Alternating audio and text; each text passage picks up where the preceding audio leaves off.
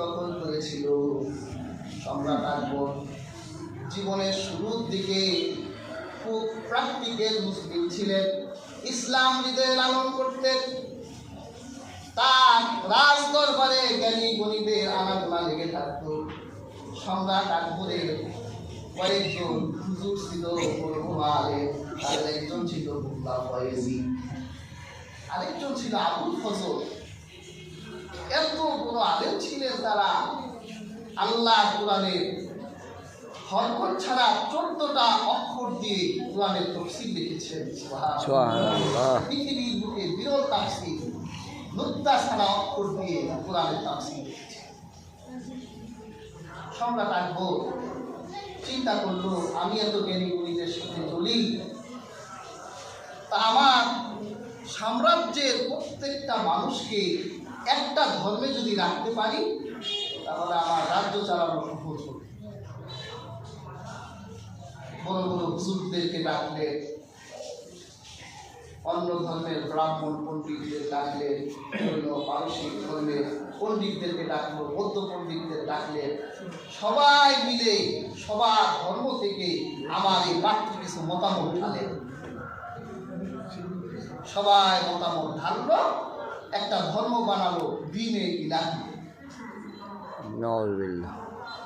দ্বীনে ইলাহিতে কিছু নিয়ম কানুন দিলেন যে রবিবার হবে পবিত্র দিন।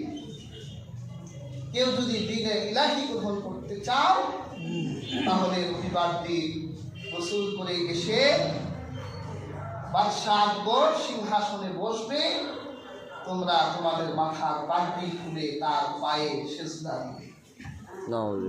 তারপর তিনি হাতে ধরে উঠিয়ে দ্বীনে ইলাহির দীক্ষা দিয়ে দ্বীনে ইলাহির অনুসারী বানাই দিলেন। ইসলামের কিছু বাণী নিয়েছে, হিন্দু ধর্মের কিছু বাণী নিয়েছে, তারপর খ্রিস্টানদের কিছু বাণী নিয়েছে, জৈন পারসিক সব বাণী মিলাইয়া একটা বাণী বানাইছে। আর আল্লাহ বলে ধর্ম কয়টা? একজন আরেকজনের সাথে দেখা হলে আমরা কি বলি? আসসালামু আলাইকুম। আর আকবর বলল, ইলাহির প্রত্যেক অনুসারীরা একজন আরেকজনের সাথে দেখা করে বলবা আল্লাহু আকবর। আকবর বড় আল্লাহ। আর এটা জবাব দিবে কি? জানলে জালালু, মানে তারই তো ক্ষমতার ভিতর আছে।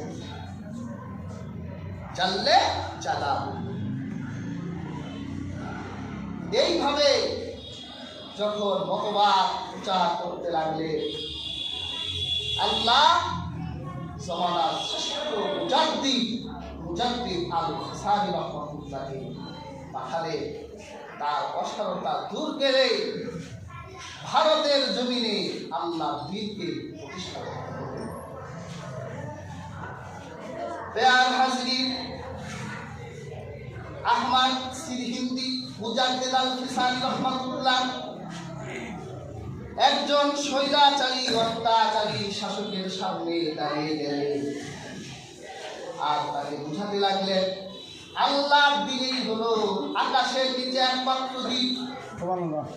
তুমি আল্লাহর দ্বীনকে অন্য দ্বীনকে একত্রিত করে যেই বাণী প্রচার করছো, আল্লাহ তোমার প্রতি নারাজ হবে। তুমি যখন তার মতবাদ আকবরের বিরুদ্ধে বারবার যখন তাকে দমানো যাচ্ছিল না, তখন অবশেষে বাদশাহ আকবর আল্লাহর মহানবীকে মুজাদ্দিদ আল হাসানি রাহমাতুল্লাহি জেলবন্দি করলেন। বেয়ার হাজরিন, এই পৃথিবীর আকাশ সাক্ষী, এই পৃথিবীর প্রত্যেক প্রাণী সাক্ষী, স্বৈরাচারী শাসকেরা সত্যকে কখনো গলা টিপে হত্যা করতে পারে নাই, বরং নিজেরাই ধ্বংস হয়ে গেছে। মুজাদ্দিদ আল হাসানিকে যখন কারারুদ্ধ করা হলো, তখনই আকবরের উপর গজব নামলো। আকবর এমন এক দুরারোগ্য রোগে আক্রান্ত হলো, গোটা ভারতবর্ষের ডাক্তারদের ডাকা হলো, কিন্তু কেউ নিরাময় করতে পারলো না।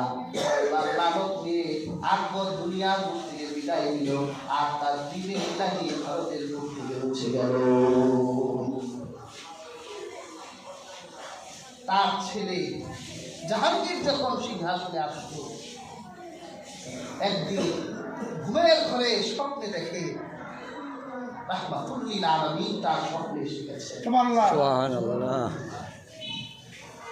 জাহাঙ্গীর ঘুম থেকে উঠো, আমার পেয়ারা বান্দা এখনো জেলের মধ্যে বন্দী, বের করো তাড়াতাড়ি। আর তার হাতে দীক্ষা গ্রহণ করে মুজাদ্দেদ আল ফেসানির কাছ থেকে আমার দিন শেখো। সম্রাট জাহাঙ্গীর মুজাদ্দেদ আল ফেসানিকে জেল থেকে বের করলেন, আর তার হাতে তিনি সুন্নি মতবাদ গ্রহণ করলেন। বেয়ার হাজির, মোগল সাম্রাজ্যের প্রত্যেকটা শাসকই ছিল শিয়া, সুন্নি মতবাদ প্রথম গ্রহণ করেছে সম্রাট জাহাঙ্গীর মুজাদ্দেদ আল ফেসানির হাতে। বেয়ার হাজির, বাদশাহ বলছে দিনে ইলাহি দুনিয়ার মধ্যে প্রতিষ্ঠা হয়েছিল। এই দিনে ইলাহির ভিতরে আল্লাহর দিনও ছিল, অন্য দিনও ছিল, কিন্তু একসাথে সব দিন আল্লাহর কাছে গ্রহণযোগ্য হবে না। আল্লাহর কাছে একমাত্র দিন হলো ইসলাম। আর আল্লাহ ঘোষণা দিয়েছেন, তোমরা ইসলামে পরিপূর্ণ ঢুকে যাও। কোনো মতবাদ তোমরা বাইরে থেকে নেবে, আর কোনো মতবাদ তোমরা ভিতর থেকে নেবে, এটা হবে না। বেয়ার হাজিরিন, আমরা দাবি করি আমরা মুসলমান, আমাদের ঈমান আছে, কিন্তু এই জীবনে এমনও অনেক কাজ করছি যে কাজগুলো করার কারণে আমাদের ঈমান ভেঙে যাচ্ছে। আমরা তো সবাই ওযু ভঙ্গের দোয়া জানি, ওযু ভঙ্গের কারণ জানি। ওযু ভঙ্গের কারণ কয়টা শিখায় না? আমরা বলি ওযু ভঙ্গের কারণ 7টা। এই 7 কাজ করলে ওযু ভেঙে যায়, কিন্তু কখনো কি শুনেছে যে ঈমানও যে ভেঙে যায়?